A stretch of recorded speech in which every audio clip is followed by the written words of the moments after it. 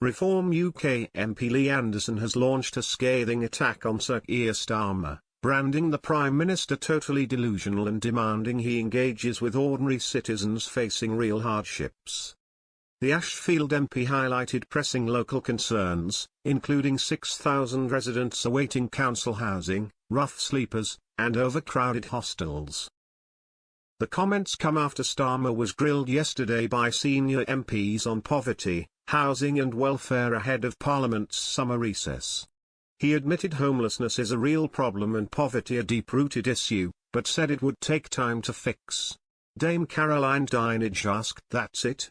after a vague pledge of support for the charity sector. Speaking to GB News, Anderson said, "It beggars belief. It's beyond belief, actually. The man is totally delusional. He needs to get out of that place more and spend some time in places like ours, in the real world where we've got 6,000 people on the council house waiting list, some people sleeping rough, and our hostels are chock-a-block. This man is absolutely clueless. He should come and speak to some real people in the real world, you know? And to sit there in front of his own chair who is actually a Labour Party member and come out with that nonsense?"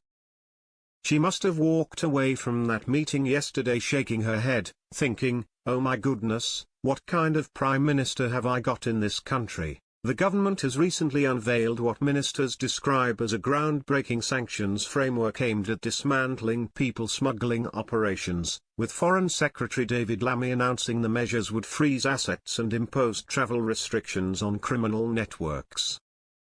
Ministers plan to reveal dozens of targets on Wednesday, including gang leaders and equipment suppliers, who will face exclusion from Britain's financial system and entry bans.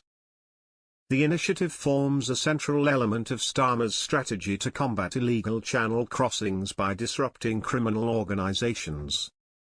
Home Secretary Yvette Cooper called the sanctions a decisive step that would enable authorities to target the assets and operations of people smugglers wherever they operate, cutting off their funding and dismantling their networks piece by piece.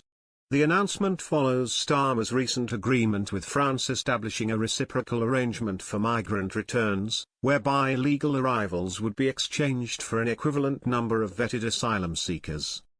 However, Shadow Home Secretary Chris Philp dismissed the sanctions as inadequate, stating, "The truth is you don't stop the channel crossings by freezing a few bank accounts in Baghdad or slapping a travel ban on a dinghy dealer in Damascus." The Conservative MP warned of a public safety crisis affecting women and girls, highlighting that swathes of young men are arriving daily, in boat sport online, guided by traffickers who laugh at our laws and cash in on our weakness.